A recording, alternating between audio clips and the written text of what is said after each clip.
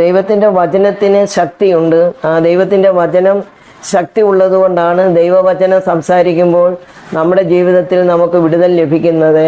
കർത്താവിൻ്റെ വചനം കേൾക്കുമ്പോൾ നമ്മുടെ ജീവിതത്തിൽ പല വേദനയാലും പ്രയാസത്താലും നമ്മൾ ജീവിക്കുമ്പോൾ കർത്താവിൻ്റെ വചനം നമ്മൾ എവിടെങ്കിലും ചെന്ന് അത് കേൾക്കുമ്പോൾ നമ്മൾ വീട്ടിൽ തിരിച്ചു വരുന്നത് വലിയൊരു ആശ്വാസവുമായിട്ടാണ് നമ്മൾ തിരിച്ചു വരുന്നത്. ആ കർത്താവിൻ്റെ വാക്കിൽ അത്രത്തോളം, ആ വചനത്തിൽ അത്രത്തോളം ദൈവത്തിൻ്റെ ശക്തിയുണ്ട്. യഥാർത്ഥമായ സത്യവചനം നമ്മൾ കേൾക്കുകയാണെങ്കിൽ ആ വാക്കുകൾ കേൾക്കുമ്പോൾ നമ്മുടെ ഹൃദയത്തിനകത്ത് പല പരിവർത്തനവും ദൈവം നമ്മൾക്ക് തരും. ആ പരിവർത്തനത്തിൽ നിന്നാണ് നമ്മൾ ഈ സത്യ ആരാധന എവിടെ അന്വേഷിച്ച് നമ്മൾ കടന്നു പോകുന്നത്. കർത്താവിൻ്റെ വചനം അധികാരമുള്ള വചനമാണ്. ആ യേശുക്രിസ്തുവാണ് ഈ വചനം. യേശുക്രിസ്തു വചനമാകുന്നു, വചനം യേശുക്രിസ്തുവാകുന്നു. ആ വചനത്തിൽ വിസ്മയിക്കും. ഏത് വ്യക്തികളും വിസ്മയിച്ചു പോകും. അറിവുള്ളവരും അറിവില്ലാത്തവരും എല്ലാം വിസ്മയിച്ചു പോകും.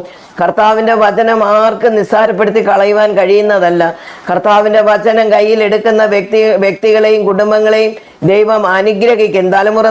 തലമുറയോളം ദൈവം അനുഗ്രഹിക്കുമെന്ന് തിരുവചനം നമ്മളെ ഓർമ്മിപ്പിക്കുന്നു.